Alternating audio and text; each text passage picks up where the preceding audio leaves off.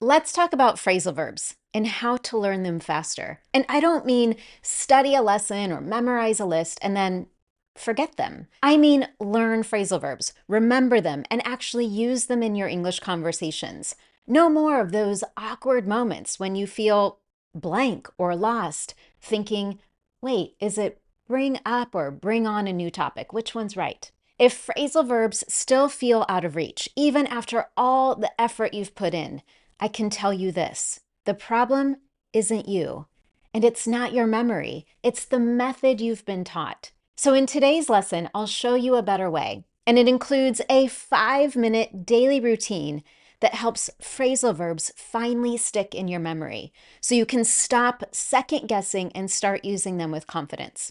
Now, a quick thing before we dive in. I want to know, what is one personal phrasal verb that you always forget or hesitate to use? Share it with me in the comments. I'll be reading them all and replying to help you use those phrasal verbs naturally. Okay, so let's get started right away. And I want to focus first on getting clear on why phrasal verbs don't stick easily, even after you've learned them. There are a few specific reasons this happens, and once you see the challenges clearly, the routine I'm going to share with you won't just make sense. It's going to feel like a missing piece of the puzzle that you've been looking for. So let's break it down quickly. Reason number one is perhaps you're focused on memorizing long lists with no real connection to your life. It's just a random group of phrasal verbs. For example, if you've ever studied a list of 20 or 30 phrasal verbs only to realize that the next day none of them are in your memory, this is why. Without real world context or connections to your life in that specific moment, your brain has nothing to hold on to. It becomes just another word on a list. And that makes it easy to forget, even if you understood the phrasal verb at the time that you learned it. But when you take that phrasal verb and you tie that verb to a real task, a real thing that you need in your life, like the phrasal verb to follow up, you might connect that with something that you need to do with your manager or to bring up a concern in a meeting. Suddenly your brain says, oh, I need this phrasal verb. It has connection to my real life. So we're going to talk more about how to solve that in just a moment, but I want to talk about the second reason you're most likely forgetting phrasal verbs even after you've learned them. Reason number two is you're not revisiting or reusing that phrasal verb right away. Again, you might understand that phrasal verb during a specific lesson. You might even write an example or say it once out loud. But if you don't come back to it, if you don't reuse it in a real sentence, in a real situation, it quickly fades. Not because you're lazy or forgetful, but because your brain doesn't see it as important yet. Without that early repetition and real world use, your brain just doesn't hold on to it. And then the third reason you may not remember phrasal verbs after learning them is you're not using them in real conversations. And this is a big one. You might recognize a phrasal verb in a podcast or an article, but that doesn't mean that it's part of your speaking vocabulary. Until you actually use it out loud in real conversations, that verb stays passive, which means you understand it when you hear it or read it, but it's not part of what you can say in the moment that you're speaking, at least not yet. And the truth is, when it comes to fluency, you need these words to become part of your active vocabulary. In other words, automatic, something that you can naturally say without second guessing or doubting yourself. Now, this topic on how to increase your active speaking vocabulary, this is something I go deeper into in another lesson focused on how to move your vocabulary from passive to active. I'll share a link to that lesson in the notes below the video if you want to explore that one next, and I recommend that you do. But for now, let's focus on this lesson. And if these three challenges that I've just highlighted sound familiar to you, if they've been getting in the way, here's the good news. You do not need to memorize more. And you don't need to study harder. What you do need is a better method, one that actually fits into your daily life, and a method that's going to help these phrasal verbs stick for good. So let's get right to it. How can we make these phrasal verbs stick in your memory in only 5 minutes a day? I want to walk you through a clear, simple, step-by-step process that'll teach you how to choose the right phrasal verbs, how to make them memorable, and how to use them in your daily conversations without doubt and worry. Best of all, this routine takes only 5 minutes. It is built to fit into your life, not to add extra things to your already busy schedule. So, step number 1, stop memorizing lists of verbs. We've already talked about how learning or memorizing 20 to 30 phrasal verbs just doesn't work. Instead, I want you to choose just 3 to 5 phrasal verbs. I know this might seem too small or too slow, but here's why this is the smartest place to start. Your brain learns through relevance, not quantity. When you focus on fewer verbs that actually matter to you, you create deeper connections, and that leads to long-term retention. If you try to learn 20 to 30 new verbs all at once, they compete for your attention. And in the end, you won't remember any of them. You'll be lucky to remember 1 or 2. But with 3 to 5, you can start using them, repeating them, and anchoring them to real life situations. And that's how we build up automaticity and fluency with these phrasal verbs. So instead of cramming, trying to study a huge list, just choose 3 to 5 for this week that are actually relevant to your life right now. For example, maybe you're preparing for a presentation or giving feedback to your team. Maybe you're thinking about cooking with friends or navigating a job interview. I want you to think about what's happening in your life right now this week and choose phrasal verbs that you would actually use for those situations this week. Once you've got them, start to create some of your own examples using the names of real people or talking about real tasks. I want you to think of sentences you would use in your conversations this week. For example, if you're learning the phrasal verb to follow up, you might use an example sentence such as, I need to follow up on the quarterly report with Elena by Friday. That sentence is tied to a real task in your life, and it is what helps your brain remember it. When something feels useful, it sticks. And that brings me to step 2. Connect to pictures and feelings. This is where we move from logical understanding to deep memory. Because here's what we know from learning science.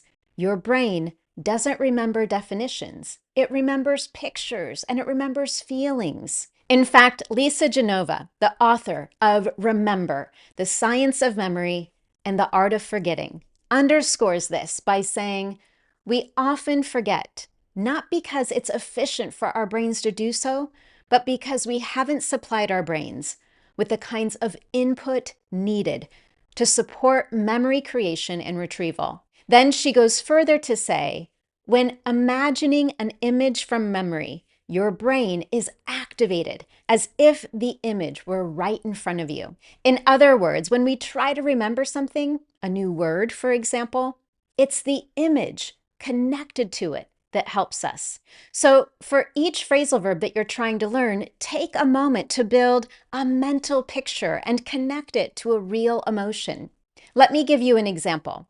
Imagine your phrasal verb is to wrap up. You might picture yourself writing a final sentence in your English lesson today, and then closing your laptop and feeling that wave of satisfaction that says, I'm done for the day. Now you've tied that verb to something visual, something emotional and real, the completion of a task, and the satisfaction that it's done, which is how we use the phrasal verb to wrap up. So then you might say aloud, I wrapped up my lesson and logged off for the day. That's no longer just a random phrasal verb on a list. It's an experience your brain can hold on to. And now, step number 3. Start using that phrasal verb and then do it again. Here's where we shift from learning to using. And this is what builds confidence in using those phrasal verbs. Once you've chosen your 3 to 5 and made them personal, made them memorable, it's time to find natural ways to use them during your week. I want you to look for real life opportunities to say them or write them, not in a forced, scripted way, but in your actual daily routines. For example, add them to your meeting notes. Use them in your planner. Maybe use one in a quick text message that you send to a friend or coworker. For example, let's say that if you're preparing for a workshop, you might say, let's run through the outline one more time before we present. That's a real moment. And this is what we call anchoring, connecting a new word to a real life situation. And that's how your brain moves that phrasal verb from passive knowledge to active use. Now, if you're not sure how to do that, I want to give you a few more simple ways to make this really easy. Number one, you could write your phrasal verbs on a sticky note or use a note app on your phone. I want you to put it where you'll see your list often. You might even add it to a calendar reminder or a daily checklist so you spend time focused on those phrasal verbs. Of course, I want you to say them aloud. So you might say them aloud while you're taking a walk or while you're on your commute to work. Try even mixing it up, using these phrasal verbs in different contexts. You might use it in a question, and then an email, and then a voice note. The more variety and repetition you give this phrasal verb in a short period of time, the more natural and automatic it becomes. Now, I want to go back for a moment to neuroscientist Lisa Genova because she shares this about repetition and memory. You can sustain the same information longer in your working memory by repeating it, either aloud or in your head. In other words, if you want these phrasal verbs to stick in your memory, use them and then use them again. Now that you know the 3 core steps, let's bring them all together into a simple 5-minute daily habit, one that's easy to stick to and actually fits in your life. We're going to imagine this as a 7-day process. So on day number 1, you're going to start with your prep or preparation. And this step just takes a few minutes. All you need to do here is choose the 3 to 5 phrasal verbs that you want to focus on this week. Write them down in a notebook or on a piece of paper or an app. Think about where you might use them, when they'll come up in natural conversations, and who you might say them to. Then write them down somewhere that you'll see them often. Maybe a sticky note on your desk, a list in a notebook, or a reminder on your phone. And then that's it. That's day number 1. Done. Then for days 2 through 7, these are your practice days. And I want you to spend 3 to 5 minutes each day with this list of verbs. And here's how you can do that. In the morning, for example, while you're making coffee or walking the dog, I want you to say these phrasal verbs aloud and make a sentence that connects to something in your life that day. Picture yourself using it in real conversations. And then, as your day continues, look for natural opportunities to say that phrasal verb in a conversation or write it. Don't force it. You don't need to make it happen. I just want you to stay open to the opportunity. For example, while you're reviewing your schedule for the day, you could also quickly review your list of phrasal verbs to refresh your memory. And then ask yourself, are there any opportunities to use one of the phrasal verbs I have this week for planning out my day? If not, again, don't force it. We're focused here on just being observant, looking for those opportunities. You might, for example, have an opportunity to write one of those phrasal verbs in your calendar. You might want to block out time to tighten up the final draft of a project. By allowing yourself to go with the flow of the day, you're creating natural context anchors and prioritizing real-world application. Then, in the evening, I want you to take a moment to reflect. Ask yourself, did I use any of these phrasal verbs today? Did I miss an opportunity? If so, what could I have said? You might also ask yourself which phrasal verbs have been easy for you to use and which ones still feel a bit awkward or difficult. This whole part of the process isn't about judgment or determining that you've done something correctly or incorrectly. It's just an awareness of the learning process. And that's it.